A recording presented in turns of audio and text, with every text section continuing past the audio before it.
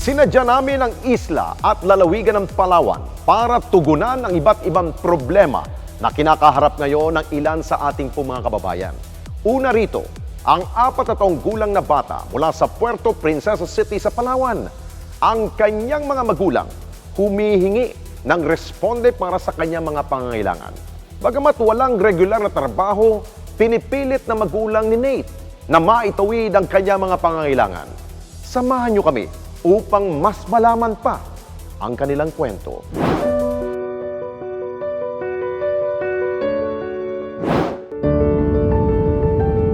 Sinadya ng Responde Team ang isla ng Palawan para maghanap ng mga individual na nangangailangan ng ating ayuda. At matapos ang koordinasyon sa ilang lokal na residente ng Puerto Princesa, nakarating sa amin ang sitwasyon ni Nate Skyler, ang batang may sakit na hydranencephaly, isang rare condition kung saan wala ang ilang parte ng utak nito. Agad naming hinanap ang barangay Santa Cruz sa nasabing lungsod at batay sa aming pagtatanong, higit 1 oras pa ang aming lalakbayin. Pagdating sa Purok Maligaya, ay agad tayong sinalubong ni JV, ama ni Nate. Sinamahan niya tayo papunta sa kanilang tinutuluyang bahay. Kinailangan din naming maglakad sa maputik at masukal na daan bago namin narating ang lugar ni Nate Skyler. Tumawid din kami sa tulay na gawa lamang sa mga pinagsama-samang mga punong kahoy na kung hindi kasanay ay maaari kang mahulog. Mapapansin na nag-iisa lamang ang kanilang bahay sa lugar na ito.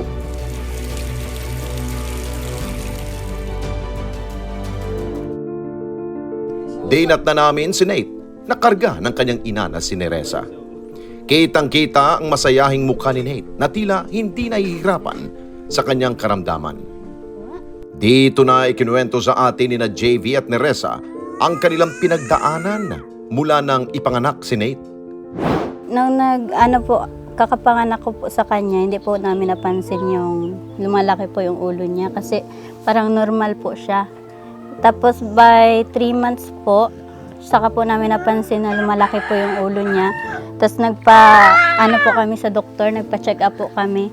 Tapos sabi po na mayroon daw siyang case na hydrocephalus po.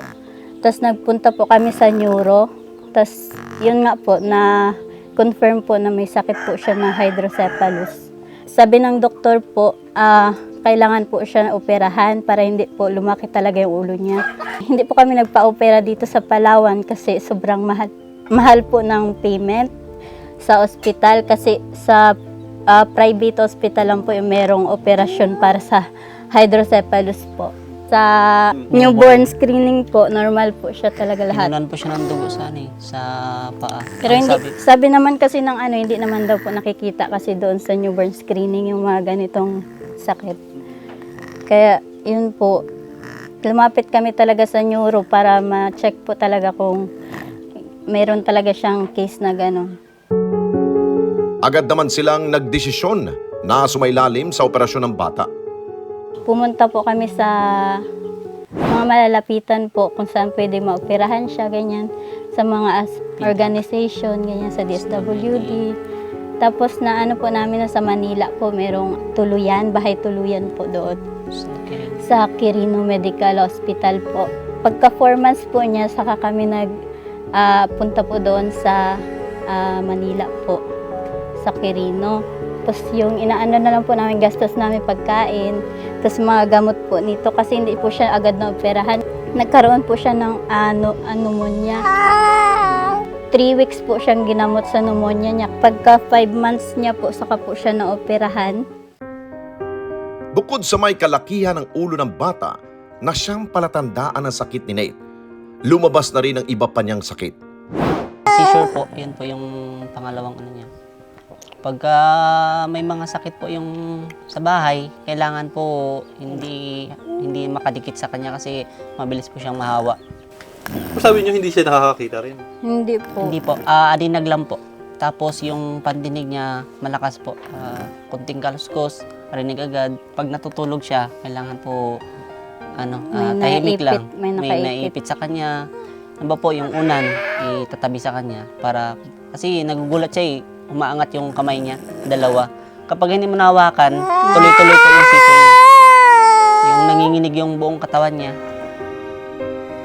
Malaki rin ang ibinago sa kalusugan ni Nate matapos itong maoperahan.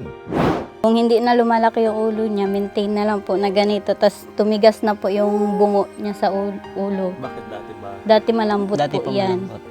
Opo na pipindot-pindot mo pa. At dahil unang anak nila si Nate, masakit para sa kanila na makita ang kanyang kalagayan. Siyempre po, malungkot kasi hindi namin siya nakakasama kahit maglabas-labas, maglakad. Ganito na, kasama ka sa amin, ganito ganyan. Minsan, maglakad-lakad sa kung saan. Hindi namin siya nakakasama, iniiwan lang sa bahay. Yan, malungkot kasi ganyan na nga po yung dumating sa amin. Blessing naman po. Sobrang blessing. Ang sakit po.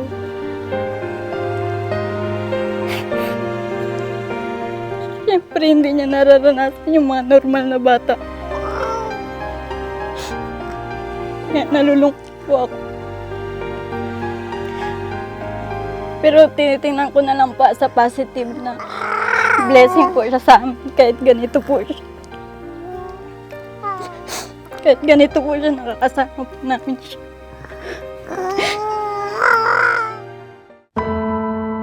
Bagamat hirap sa pag-aalaga sa anak at sa paghahanap ng mapagkakakitaan, nagpursige pa rin silang dalawa na makapagtapos ang pag-aaral. Minsan po, nagre-request ako ng tulong kay mama. Sabi ko, ma, tulungan mo muna ako. Kasi wala pa akong kumbaga hindi pa ako nakapag-apply. Sabi ko, papalitan ko kapag ganito, ganyan, may trabaho. Ano lang kasi, contractual pa lang sa ngayon yung trabaho na pwedeng pasukan. Yung kumbaga sa part ko sa akin, sa kanya kasi lisensyado na siya. Since ako, nakakapagtrabaho po ako nung tapos siya yung nag-aalaga. Kumbaga, ako muna kapag tapos na yung kontrata, siyempre mawala na yung trabaho, babalik naman ako sa bahay, mawala. Siya naman yung posible na makano kasi nakaraan nung siya ay nag-take ng board exam. Ako nagre-render ng trabaho sa kahit saan. Nakapagpasok ako sa construction. Tapos bumalik ako ng dinner kasi tinawagan pa ako ng kakilala namin sa dinner. Doon ko na magtrabaho. Tapos nung time na yun, nakapagtapos na siya ng nakapasa siya ng board exam. Sabi ko ako naman, ngayon, nag-take ako ng board exam. Balik ko lang hopefully, pasado. Tapos minsan naman makapag-apply sa online. Online po. Online, tumitingin lang kami ng online. Yun. Kung meron, apply. Ganito agad. Pasa. Pagdating naman kay Nate, palitan lang din kami sa pag-alaga. Ngayon po may trabaho po ako, loan officer po ako. So siya po yung nagbabantay ngayon kay Nate. Siyempre sa pagbabantay po dito, kailangan grabe yung pasensya mo. Tapos may time management ka. Kasi kailangan yung mata mo hindi maalis dito kasi posible na manigas siya, magugulatin, ganyan. Kaya kailangan grabing care po sa kanya. Para sa kanila, mas mabibigyan nila na magandang kinabukasan ang kanilang anak. Graduate po kami ng college. Yan, nakagraduate din. Sabay kami dalawa. Ako nag-residency ng half year. Siya naman nag-training ng OJT. Yan. Pero hindi naman po sabay kasi nung nag-practice teach po ako, siya po yung nagbabantay kay Nate. Yan. Bali, uwian po ako sa kanila. At saka grabe rin po yung kasi 5, katatapos lang po niya ng operasyon nun. Tapos saka po ako nag-training po ng practice teach. Gano'n ba kahalaga sa inyo na maipasa nyo, nyo yung board exam nyo? Sobrang halaga po kasi, kumbaga, pagdating po sa trabaho, lahat po kasi ng pwede naming pasukan,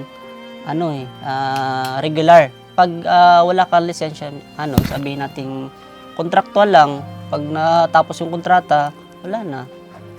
Depende sa company kung i-extend ka o renew ka ng panibago. Dito na rin sila humingi ng tulong para kay Nate. Sa mga may bukal na kalooban, humingi po kami ng tulong. Ang pangangailangan po talaga na hirap kami sa kanya kasi yung mga bilihin po na tulad po ng gamot, yung kanyang pang-seizure, yun po yung pinaka sa kanya. Mahal po kasi pagka bilihin, kumbaga minsan hindi namin afford. Humingi po kami ng tulong sa mga parents namin. So kung mayroon man po sa inyo na kusang tumulong, maraming salamat po. Humingi po kami ng tulong para po sa aming anak na si Nate Skyler po na mayroong hydrocephalus po with seizure disorder. Humingi po kami ng tulong para po sa kanyang pangangailangan, lalo na po sa kanyang maintenance na levetiracetam po na gamot po para sa kanyang seizure.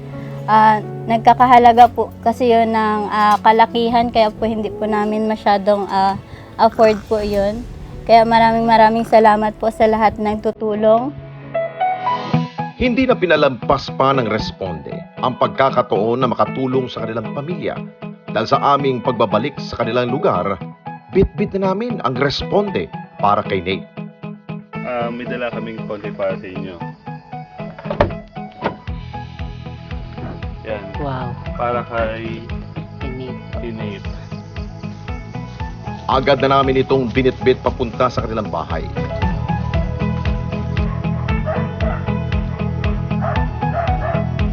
Kung saan naghihintay na ang mag-ina sa aming pagdating. Salubong si Nitoy. Bukod sa mga handog nating gatas, diaper at iba pang pangangailangan ni Nate, nag-abot din tayo ng pambili ng gamot. Pambili nyo ng gamot kasi hindi ako nakabili ng gamot dahil kailangan daw ng reseta. Opo, yun nga po. So, ito na lang, kayo na lang bumili ng gamot. Sige po. Maraming salamat po. Lubos sa kanilang pasasalamat sa biyayang hatid ng Responde para sa kanila. Maraming salamat po sa Net25 po na pumunta pa po dito. Pantulungan po ang aming warrior na si Nate Skyler po. Maraming salamat po. Sa lahat po ng bumubuo po ng Responde po ng Net25, maraming salamat po sa lahat ng tulong po, sa grocery po, sa gatas ni Nate at sa pambili po ng gamot. Hindi po namin nakalain na may tutulong sa amin ng ganito kasi kami bilang parents nagsusumikap din kami na makapagtrabaho siyempre. Lalong-lalo na po may warrior kami na anak. Salamat po sa Responde Net25. Dumating pa po kayo dito galing Manila. So malayo yung pinanggalingan. Kahit gaano man po kalayo. Maraming salamat po sa pagtulong at sa paglaan ng oras dito para sa amin po at sa aming anak. Sa ating mga pagresponde, kahit kailan, hindi naging hadlang ang layo at distansya para maihatid ang tulong na nararapat sa ating mga kababayan na higit na nangangailangan tulad ni Nate. Bagkus ay nagsisilbi itong inspirasyon upang lalo pa kaming magpursige na palawakin ang pagbibigay ng serbisyo publiko sa man panig ng bansa at maging sa ibayong dagat.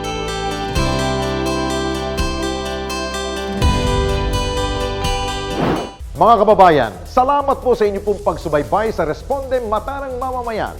Para mapanood pa ang iba pa naming pagresponde sa ating mga kababayan, i-click lamang ang subscribe button at i-follow lamang ang Net25 social media pages at Net25 TV.